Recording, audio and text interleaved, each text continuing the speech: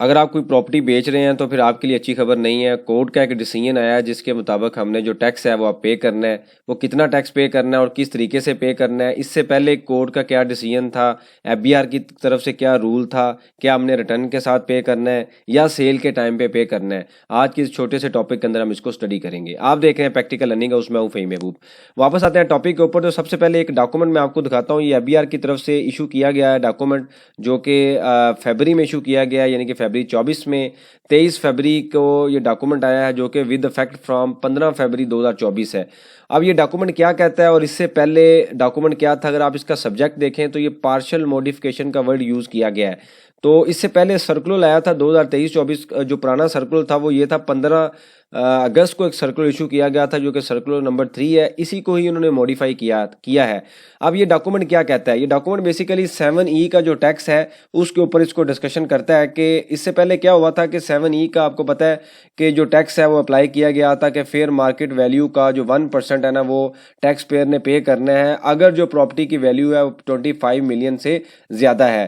और certain exemptions भी हमारे पास अवेलेबल थी। अगर क्योंकि हम रीकैप लें तो एग्जम्पशन क्या थी कि अगर कोई आपके पास 2-3 प्लॉट हैं तो एक जो प्लॉट है या कैपिटल एसेट है वो आपका एग्जम्प्ट है। उसके अलावा कोई ऐसी प्रॉपर्टी जो आपने रेंट पे दी हुई है तो उसको भी आपने उसके ऊपर भी ये टैक्स नहीं देना, क्योंकि रेंट के ऊपर आप ऑलरेडी इनकम के ऊपर टैक्स दे रहे हैं। कोई ऐसी प्रॉपर्टी जिसके ऊपर आप बिजनेस कर रहे हैं तो वो भी वहाँ से निकल जाएगा। इस और बाकी जितनी भी प्रॉपर्टीज़ हैं उन सब की वैल्यू अगर 25 मिलियन से ज़्यादा होगी तो आपने टैक्स पे करना है। इसके अलावा कुछ और भी थी, जैसे नॉन रेजिडेंट है, जो फॉरनर है, उनके ऊपर अप्लाई नहीं होता अगर नॉन रेजिडेंट की डेफिनेशन को मीट करते हैं। इसी तरीके से अगर कोई शोहदा है या गवर्नमेंट के कोई कुछ डिपार्टमेंट है उनको अगर कुछ मिलता है तो उसके ऊपर टैक्स नहीं है। लेकिन उतनी डिटेल में हम नहीं जाएंगे क्योंकि बड़ी डिटेल में हम लेक्चर देख चुके हैं। अभी जो कॉन्सेप्ट है वो ये है, जो हमने स्टडी करना है वो ये है कि भाई ये जो टैक्स अप्लाई किया गया है ये कैसे पे करना है, इसको हम स्टडी करते हैं। जो डॉक्यूमेंट है, तो डॉक्यूमेंट को समझने के लिए थोड़ा सा बैकग्राउंड इन्फॉर्मेशन हमने लेनी है। वो क्या इन्फॉर्मेशन, डॉक्यूमेंट को समझने के लिए कुछ बैकग्राउंड इन्फॉर्मेशन हमने लेनी है कि जो सर्कुलर आया था 15 अगस्त को, उसके ऊपर बेसिकली ये हुआ था कि जी 7E का जो टैक्स है 2023 का आया था कि जो 7E का टैक्स है, कोर्ट का डिसीजन आया था, लाहौर हाई कोर्ट का डिसीजन था कि आपने इसको पे करना है। उसके ऊपर कुछ डिफरेंट डिस्कशन थी। इनडायरेक्टली वो उसका मतलब ये था कि जो कॉस्ट वैल्यू है ना उसके ऊपर आप 7E जो टैक्स है वो पे कर दें, यानी कि रिटर्न के साथ, टैक्स रिटर्न के साथ। यानी कि टैक्स रिटर्न कौन सी, 2022 की और 2023 की। उसके बाद जो सिंध हाई कोर्ट था उसका डिसीजन भी डिफरेंट था और इस्लामाबाद हाई कोर्ट का डिसीजन भी डिफरेंट था। तो इसके बाद क्या हुआ कि डिपार्टमेंट ने इसके ऊपर जो फर्दर एक लेटर इशू किया टैक्स डिपार्टमेंट ने, जो कि 15 अगस्त को इशू किया गया कि अगर आप लाहौर हाई कोर्ट की डोमेन में फॉल कर रहे हैं, मतलब आप लाहौर हाई कोर्ट के एरिया में हैं, तो फिर आपने सेल करते हुए, याद रखें ये प्रॉपर्टी रिटर्न की बात नहीं हो रही, टैक्स रिटर्न में हमने टैक्स पे करना ही है। वो अभी डिसीजन पेंडिंग है, वो डिफरेंट डिसीजन है। 7E के ऊपर 2 डिसीजन है। एक है सेल के टाइम, छोटी सी कंफ्यूजन हम डिस्कशन कर लेते हैं कि एक है कि जो सेल के टाइम है और एक है टैक्स रिटर्न के साथ। तो अभी जो डिसीजन आया, लेटर आया, वो सेल का डिसीजन आया कि आपने सेल करते हुए टैक्स जो लैंड रिकॉर्ड डिपार्टमेंट है उसने लेना है या नहीं लेना। और जो रिटर्न के साथ टैक्स है वो ऑलरेडी एक डिसीजन आ चुका है जिसमें कॉस्ट के ऊपर हम पे कर रहे हैं, लेकिन डिपार्टमेंट यानी कि टैक्स डिपार्टमेंट ये कहता है कि आपने फेयर मार्केट वैल्यू पे करना है, जिसका डिसीजन अभी पेंडिंग है, जो कि एक्सपेक्टेड है कि मार्च के महीने में वो डिसीजन आ जाएगा सुप्रीम कोर्ट के आगे, वो पेंडिंग है। अब जो हम ये लेटर आया वो है सेल के ऊपर कि अगर प्रॉपर्टी सेल करते हुए, जो एफबीआर ने 15 अगस्त को 2023 को लेटर इशू किया कि अगर आप लाहौर हाईकोर्ट की डोमेन में हैं तो जो लैंड रिकॉर्ड डिपार्टमेंट है सेल करते हुए आपसे सर्टिफिकेट नहीं लेगा, मतलब आपने सेल करते हुए प्रॉपर्टी 1% टैक्स नहीं देना। लेकिन अब ये हुआ है कि उसी डॉक्यूमेंट को रिप्रोड्यूस किया गया है, मॉडिफाई किया गया है। क्यों? क्योंकि इस्लामाबाद हाई कोर्ट का डिसीजन आ गया है कि ये जो डिपार्टमेंट, जो ऑलरेडी एक लाहौर हाई कोर्ट का डिसीजन था, उसको उसने नल एंड वाइड कर दिया है, मतलब उसको हमने तस्लीम नहीं किया। तो डिसीजन अब क्या आया है कि जी आप जो लैंड रिकॉर्ड डिपार्टमेंट है वो सेल करते हुए जो 1% टैक्स है वो 7E के मुताबिक वो टैक्स लेंगे।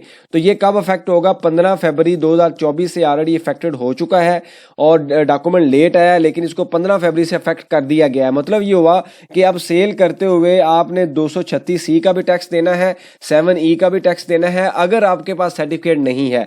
अब सर्टिफिकेट हासिल करने के लिए मैंने आपको बताया था हमारी कुछ सर्विसेज अवेलेबल है कि इवन आपने प्रॉपर्टी डिक्लेयर नहीं भी की तो आपको सर्टिफिकेट अवेलेबल है, वो आप डिस्कस कर सकते हैं, जो नंबर यहाँ पे नीचे मेंशन है। लेकिन अभी जो कोर्ट का डिसीजन था वो यही है कि आपने, अब ये जो डॉक्यूमेंट डॉक्यूमेंट है बीआर ने अपने सारे जितने भी डिपार्टमेंट हैं उनको भी इशू कर दिया है। ये आपके सामने डॉक्यूमेंट है, इशू कर दिया गया है कि आपने विद इफेक्ट फ्रॉम 15 फरवरी है वो जो सेल करते हुए टैक्स लेना है। इससे पहले क्या हो रहा था कि अगर लाहौर की डोमेन में कोई लैंड का डिपार्टमेंट था, वो सेल करते हुए जो लैंडलॉर्ड है जो सेल कर रहा है उससे 1% 7E का सर्टिफिकेट भी डिमांड नहीं किया जाता था और 1% टैक्स भी डिमांड नहीं किया जाता था। लेकिन अब वही डिसीजन दोबारा उसको रिप्रोड्यूस करके दोबारा इंप्लीमेंट कर दिया गया है।